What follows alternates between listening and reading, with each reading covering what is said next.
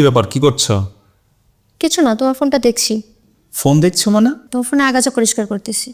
ফোনের আগাছা পরিষ্কার করছো মানে বুঝলাম না। বুঝবে না তুমি। ও আচ্ছা, তুমি আমার ফোন চেক করছো আমি কারোর সাথে চ্যাট করি কিনা, কারোর সাথে কথা বলি কিনা। ঠিক আছে, দেখো কোনো আগাছা পাও কিনা, পাইলে পরিষ্কার করে ফেলো। আচ্ছা ঠিক আছে, তাহলে তুমি বসো, আমি তোমার জন্য খাবার বাড়ছি।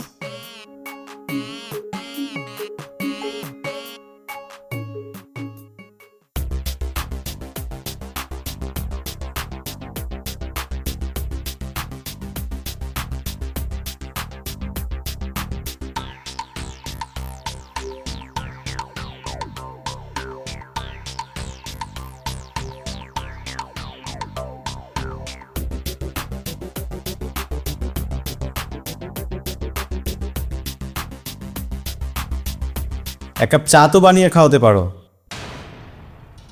শুধু শুধু সারাদিন ফোন টেপো, আর কোনো কাজ নেই বুঝি? এখনই চা নিয়ে আসছি, দেখি কত চা খেতে পারো।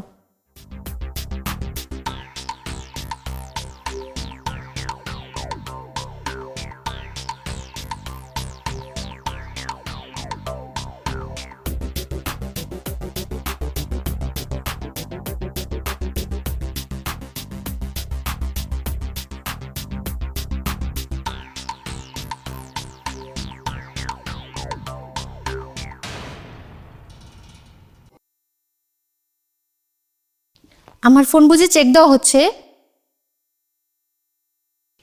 মোটেও না, আমি তোমার মতো নই, আমি তোমাকে অনেক বিশ্বাস করি। ফোনটা হাতে নিয়েছিলাম এই আর কি। বুঝি বুঝি, আমি সবই বুঝি।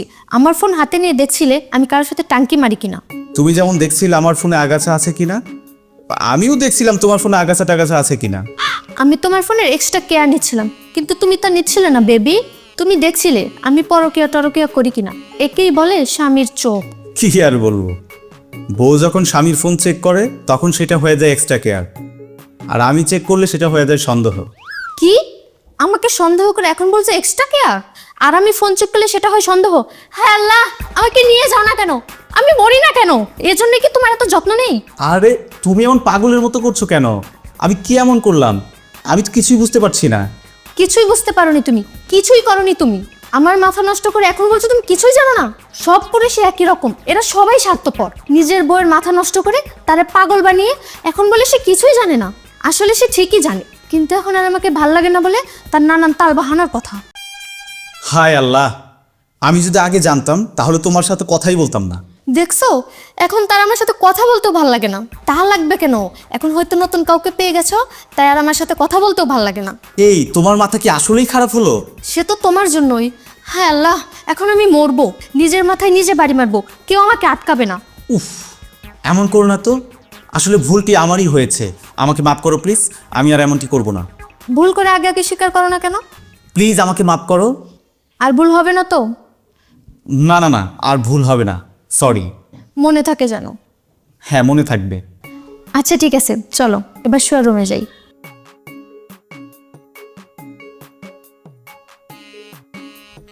এর থেকে পুলিশের হাতে মার খাওয়া ভালো ছিল। কি?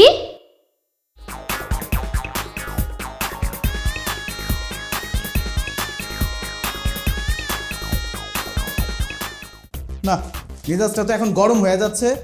মানে মেয়ে মানুষ কি করে, বাসায় সারাদিন বসে থাকে, এর কাছে কখন চা চেয়েছি, এখন পর্যন্ত চা আনার নাম নাই। আরে তাড়াতাড়ি চা আনো, আমি তো রেডি হয়ে বসে আছি। ঘরের মধ্যে সারাদিন শুয়ে বসে থাকে। কি হলো, এক কাপ চা নিয়ে আসো না কেন? কি? মেয়েরা কোনো কাজ করে না? আজকে থেকে আমি যে কয়টা কাজ করব প্রত্যেকটা কাজের সার্ভিস চার্জ নেব। Service charge? সেটা আবার কি? সার্ভিস চার্জ মানে বোঝো না? আমি যে প্রতিদিন কাজগুলো করি ওইটার সার্ভিস চার্জ। তোমার সার্ভিস চার্জগুলো শুনি।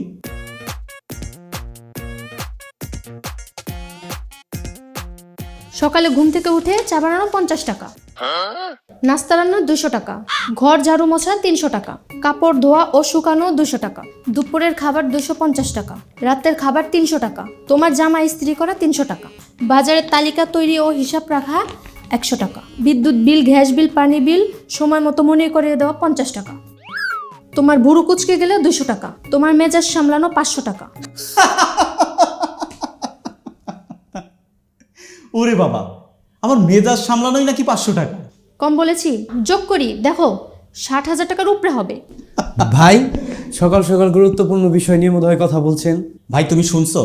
এই নীরা নাকি আমার বউ না, ও নাকি আমার গৃহকর্মী। আজকে থেকে নাকি ওকে সার্ভিস চার্জ দিতে হবে। বাহ, দারুণ আইডিয়া তো। আজকে তাহলে আমি আমার বউকে বলে দেব আজ থেকে যেন আমাকে বিল দেয়। দেখি কত টাকার গৃহকর্মীর সাথে থাকি। ঠিক বলেছেন ভাই।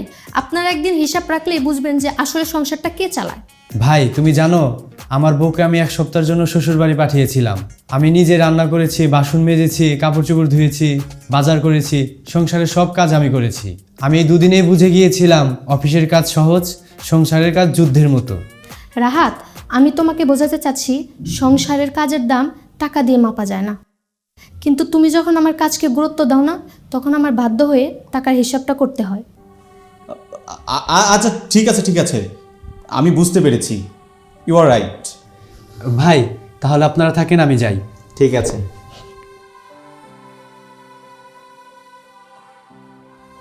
আর 1 কাপ চা।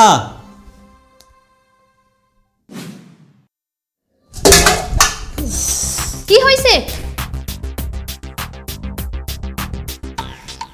কি সংসারের কাজ খুব সহজ না? কেমন লাগে এখন?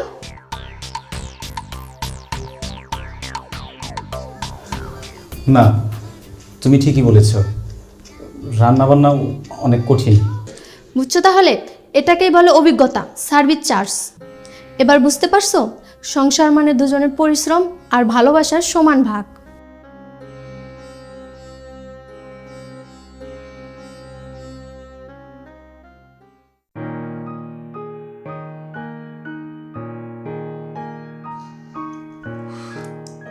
আচ্ছা, আরাফ কোথায়? আরাফকে তো দেখতে পাচ্ছি না।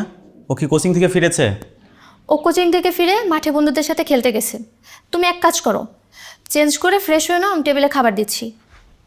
ওহ, আরেকটা কথা, আরাফকে তো স্কুলে ভর্তি করাতে হবে আর ওর কোচিং ফিও দিতে হবে। হ্যাঁ, আমারও কিছু টাকা লাগবে। আর এই মাসটা যেন আমার খুব বাজে যাচ্ছে, হাতটা একদমই ফাঁকা। এক কাজ করি, তোমার অ্যাকাউন্ট থেকে কিছু টাকা উঠাই। আমার অ্যাকাউন্ট থেকে টাকা তুলবে মানে? আরে দরকার হলে তুলতে হবে না? আমার অ্যাকাউন্ট থেকে টাকা তুলতে দেবো না আমি। তোমার অ্যাকাউন্টে টাকা বলে তুমি তুলতে দিবে না, কিন্তু টাকাগুলো তোমাকে কে দিল? যদিও তুমি দিয়েছো, ওই দিনই তো তুমি টাকাগুলো দিলে, সেদিন দিয়ে আজই তুমি নিতে চাচ্ছ? যখন টাকার প্রয়োজন তখনই তো তুলতে হবে, তাই না? টাকা জমে নিয়ে এলো, তারপর তুইলো। দরকার সময় মতো না সারতে পারলে পরে টাকা দিয়ে কি হবে? তাই বলে এত তাড়াতাড়ি তুলে ফেলবে টাকা? আরে আমাদের অ্যাকাউন্টের টাকা মানেই তো সংসারের টাকা। তাছাড়া আমিই তোমার নামে টাকাগুলো রেখেছিলাম ভবিষ্যতে নিরাপত্তার জন্য।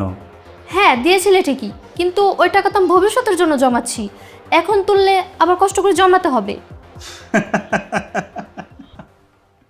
আরে ভবিষ্যৎ তো তখনই ঠিক থাকবে যখন বর্তমান ঠিক থাকবে। আর ভর্তি ফি না দিলে ছেলেকে তো স্কুলে ভর্তিই নিবে না। আর ছেলেকে যদি স্কুলে ভর্তি নাই করতে পারি, তাহলে টাকা দিয়ে কি হবে বলো?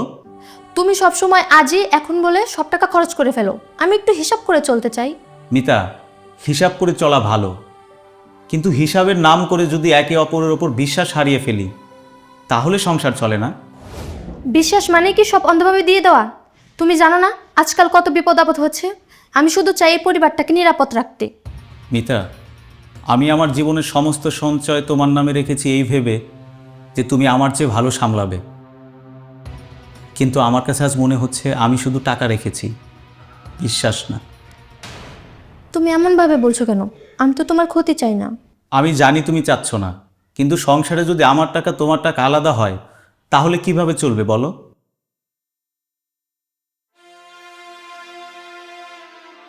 তুমি ঠিকই বলছো, আমি হয়তোবা বেশি সতর্ক হয়ে গেছিলাম।